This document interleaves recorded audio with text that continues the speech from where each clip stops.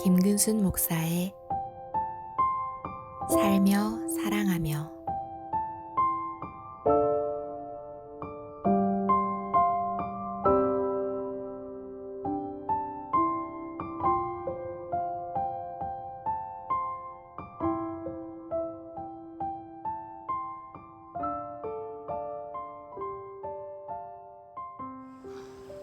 이단이라는 말을 한자로 풀자면 끝이 다르다라는 의미를 가지고 있습니다.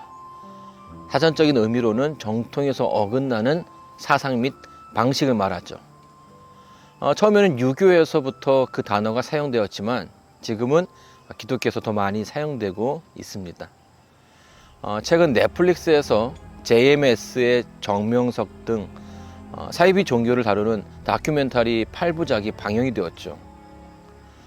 그는 예언과 치유의 능력을 내세워서 수천 명의 신도를 모으게 됩니다. 결국은 메시아다. 정명석이 이 시대에 온 메시아다. 한 200에서 250개 교회까지는 올라간 것 같고 항상 여성들을 데리고 다니거든요. 근데 다 키 크고 이뻐요. 하나님이 안 보인다고? 안 보여? 나 쳐다봐 하나님. 그리고 종교라는 이름으로 그를 따랐던 어린 신도들을 유리라는 과정 가운데 그 문제를 방관하거나 침묵했던 사회와 어른들의 모습이 여실하게 조명되었죠. 이 다큐를 통해서 대중은 사이비 종교에 대한 관심도가 상당히 많이 올라갔습니다.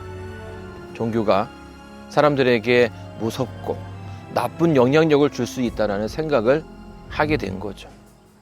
종교와 관련해서 사이비 이단, 이교라는 단어가 분별 없이 사용되고 있지만 정확히 따지자면 서로 의미하는 바가 다릅니다. 이교는 가르침 자체가 다른 거죠. 종교 자체가 다른 것입니다. 불교에서 보기에 기독교는 이교이지만 이단이라고 하지는 않습니다. 사이비는 기존 교리든 또 변질된 교리든 상관없이 그것들을 이용해서 이익을 도모하는 집단입니다. 한마디로 말하면 사기꾼이라는 거죠.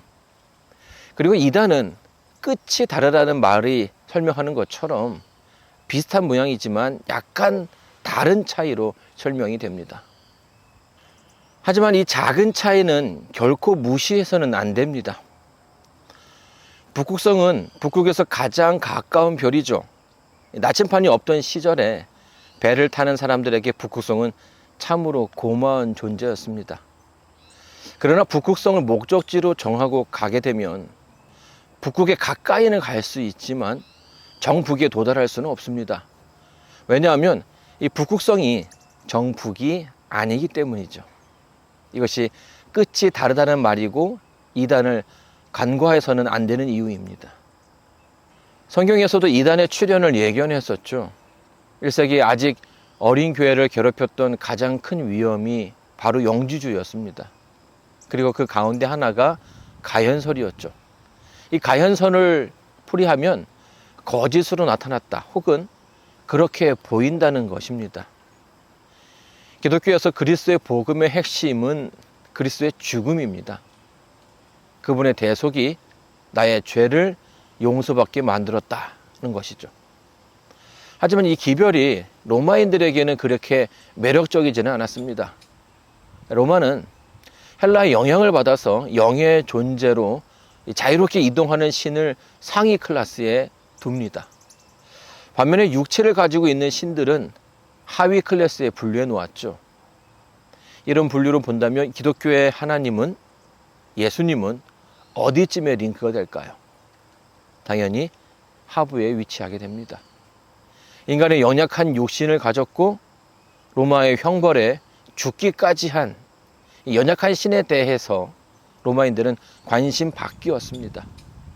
그래서 초창기 교회는 복음 전도에 어려움을 겪게 되었죠. 이러한 상황이 안타까웠는지 소수의 사람들이 무리한 시도를 하게 됩니다. 그리스도의 십자가를 다르게 해석한 거죠. 예수는 십자가에서 죽지 않았다. 죽기 직전에 그 영혼이 예수라는 인간의 몸에서 떠났고 하나님과 함께 하셨다. 심지어는 십자가를 대신 져준 구레네 시몬에게 그 영혼이 옮겨갔고 먼 발치에서 인간 예수가 죽어가는 모습을 보고 있었다고 해석하는 이들도 있었습니다. 이런 해석이 로마인들의 입맛에는 맞았을지 모르지만 여기에는 심각한 오류가 존재하죠. 그리스도의 죽음을 가짜로 만들므로써 그리스도의 숭고한 희생을 한낱 가벼운 쇼로 만들어 버립니다. 성육신을 부인하게 되므로 기독교 구원에 심각한 모순을 만들어내죠. 그러나 역사적으로 보면 단순히 교리적 차이로만 이단이라 규정했던 것은 아니었습니다. 때로는 이단이 정치적으로 악용되어 기득권을 지키고 상대를 파멸시키기 위한 도구로 사용되기도 합니다. 15세기 이후에 절대적인 권위를 누렸던 기독교 안에 그 기득권 세력을 지키기 위한 광신도적 현상이 생겨납니다. 그중 하나가 바로 마녀사냥이었죠. 당시 이교도들의 침입과 종교개혁으로 사회가 분열되었고 전쟁과 전염병이 창궐하면서 민심이 요동쳤습니다. 이 연속적인 불행 가운데서 납득할 만한 설명이 필요했고 교회는 마녀들을 그 대상으로, 그 배우로 지목을 하게 됩니다. 이 과정 가운데서 수많은 사람들이 공동체의 희생양이 마녀로 몰리게 되고 이들 희생자들의 대부분은 힘없는 과부와 여인들이었습니다. 이 가운데는 프랑스의 구국의 용사 잔다르크도 포함됩니다. 잔다르크는 마녀로 둔갑되었고 19세의 나이로 화형대에서 한 줌의 재가 되어버리고 말죠. 2000년대 교황 바오르 2세가 대희년 기념 미사에서 과거 2000년 동안 가톨릭 교회가 저지른 과오를 인정하고 용서를 구했던 일이 있었습니다. 십자군 원정과 마녀 사냥을 포함한 종교 재판에 대한 고백이었죠. 이들은 세력의 방향을 바꿀 수 있을 만큼 여러 위험성을 가지고 있는 존재입니다. 그러나 지난 역사 가운데 이단이라는 프레임으로 여러 정통교회가 박해를 받아왔다는 사실을 잊어서는 안 됩니다. 로마 가톨릭에서 나온 루터가 그랬고 성공에서 나왔던 감리교가 이단이라고 핍박을 받았습니다.